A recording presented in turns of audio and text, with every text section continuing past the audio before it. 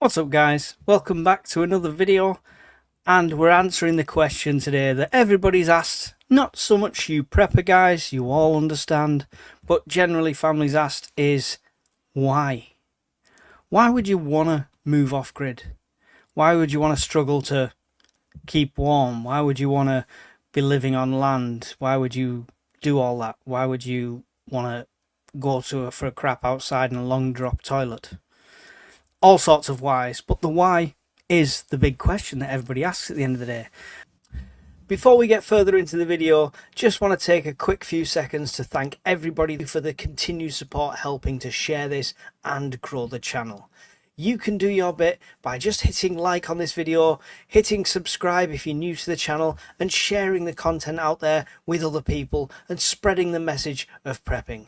There's loads of other ways to support the channel, including my favourite, which is Patreon, which gives me a bit of a platform to say things I couldn't usually say on here. But loads of different ways to support the channel, and the links are in every single video. Now, back to the video. It's not as black and white as because I'd like to, because it's really not. It's the cost of living in this country. I am living to my means, and barely, to be honest. It's just the joy of living in this country with kids, with commitments and stuff like that. It's an expensive do. And I genuinely think I can make a real go of it living off grid. I've lived in some worse conditions than being off grid. I've been homeless for a very short period of time. I've done the whole couch surfing thing. I've lived with just my motorbike and a backpack.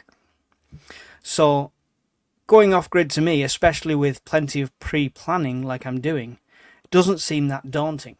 Now, it might seem more daunting to Mrs. Urban Prepper, and that's what the most resistance I thought I'd get, to be honest, at first. But generally, she likes the idea of the adventure of it.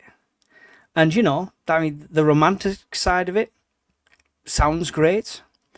In reality, there might be some hard times. She might struggle with that, adapting to that, but we'll see how that goes. But for the cost of living and for quality of life and for mental health, I can't see a better move for me right now at my age like this. And you know what? If tomorrow I came into a windfall of money, I would still do it. That wouldn't suddenly make me think, oh, well, I've got loads of money now, I'll just buy a mansion and live like this. No, I would still do it. I want to do this. This is not just a case of I'm doing this because I have to. I really want to make a go of this. And if you are a prepper and you think on prepping terms, then it's all about homesteading. And that's self-sufficiency. And I'm always really jealous when I see channels like Canadian Prepper, and Nate's got his homestead all set up now with his polytunnels and his raised beds. And love him or hate him, he's got a great setup and good stuff to watch for some tips as well. So I'll be taking some tips off that. And then organising the Scottish Prepper meet again showed me a couple that were living on a campsite, making a living, rearing animals, having chickens, things like that, in this beautiful, secluded location, river running right through the property. I'm thinking, that's very possible. That's very achievable. So it's not, I don't want to challenge. It's not like I've got to throw myself in the deep end for content or anything like that. I really could see this being a better way of life for me, for the family, and just general for our mental well-being. There's nothing better for me being out in nature, being out in a garden, even just in a garden, sitting outside instead of cooped up in a house. Yeah, I love the idea of it. And I know it's going to be a struggle. I know it's going to be really difficult. But the why is purely selfish reasons. Completely selfish reasons. And I would advise anyone thinking about it, go into it with your eyes wide open. Don't watch one or two homestead videos or off-grid UK videos and think, oh, that couple looks really happy and it looks like it was done a really good job. They're probably not showing all their struggles. They're probably not showing everything that goes wrong. I will. You can bet your bottom dollar with that. I'll always show you the mistakes. But just go into it with your eyes wide open. Think about how you're going to be living. Think about a cold night. Think about a windy night. Think about storm damage. Think about your toilet situation, waste disposal. All of the things that is not the romantic side of living out off-grid location. You need to think about them as well, in detail. And by doing this series of videos now, it's helping me to look at the good, the bad, and the ugly to do with going off-grid. But it also helps me to prepare for all of the above. And putting a plan down on paper, somebody said it in the comments on the first video, is manifesting what I want to do. It drives me. When I had a fitness YouTube channel, I lost 3 stone and was the healthiest I've ever been because doing the content drove me to achieve it. When I started the prepping channel, I was fairly prepared.